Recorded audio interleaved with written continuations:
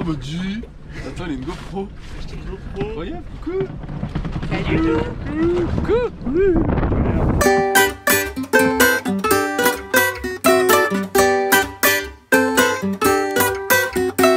Salut les amis, laissez-moi vous raconter une histoire merveilleuse. C'est l'histoire d'un jeune homme de 28 ans et d'un beau bateau de 7 mètres. Lui, c'est Arnaud, lui, c'est Vendémiaire. Vendème pour les intimes. Arnaud ne va pas très bien. Il est instit dans une banlieue parisienne et il sent qu'il perd pied. Vendémiaire, lui, est triste, car sa famille a décidé de se séparer de lui pour un bateau plus grand. Alors, l'univers a décidé de le réunir. Un bateau, une romance, une bateau-romance. Ensemble, ils ont tout vécu. Des joies immenses et des peines tout aussi grandes. C'est un peu dur là. De Loire-Atlantique jusqu'au Finistère, en passant par le terrible Raz de Seine, la rade de Brest où ils se sont tant amusés tout en s'adaptant au froid et à l'humidité.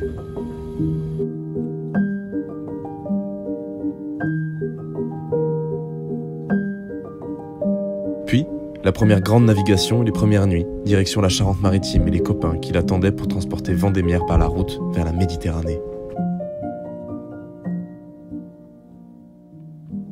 Sur la route qu'ils ont parcourue ensemble, ils ont croisé de belles âmes, des beaux sourires. Les copains, les copines, les frères d'armes, les amis fidèles, la famille. C'était important pour eux que leur route soit aussi une histoire d'amitié. C'est merveilleux.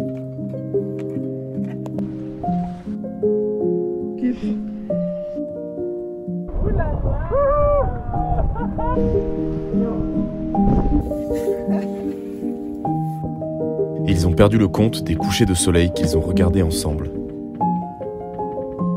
Parfois, Vendémiaire était un peu déçu que Arnaud ne le barre pas assez, alors il s'arrangeait pour que son pilote soit en panne afin qu'il barre durant de longues journées.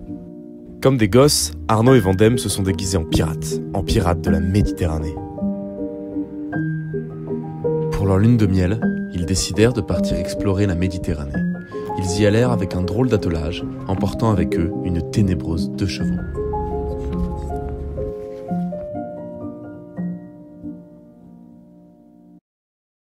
Et puis, après avoir pris leur temps, ça a été leur première fois, leur grand saut vers une mer inconnue et dangereuse. C'est intense, ça s'est levé d'un coup. Ils ne le savaient pas encore, mais la Méditerranée ne leur fera pas de cadeau. J'ai pris 2 riz dans la grand voile, j'ai réduit complètement mon génois. J'étais à l'avant, sur la plage avant, à m'en prendre plein la gueule. Putain, c'était chaud. En s'élançant depuis l'étang de Thau, ils affrontèrent le golfe du Lion et le terrible cap Créus pour enfin se lancer dans leur première grande traversée en solitaire.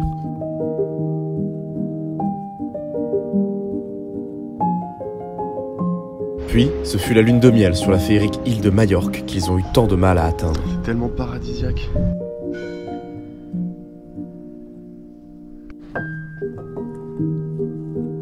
Mais Arnaud délaissait un peu Vendémiaire, tout occupé qu'il était à explorer l'île.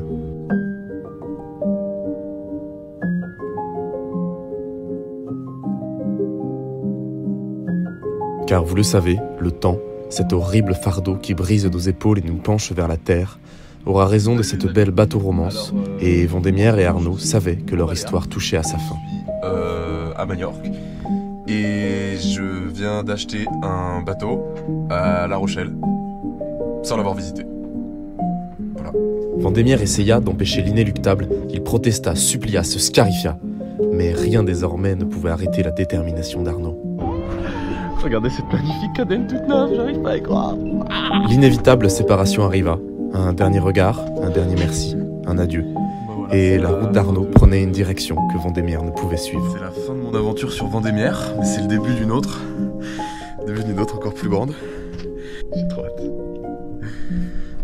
Voilà, c'était un résumé de mon histoire avec Vendémiaire. Et ce qu'il me semblait important de vous dire, les amis, c'est que quel que soit le bateau sur lequel je navigue, mes aventures sont avant tout une histoire de copains et de copines.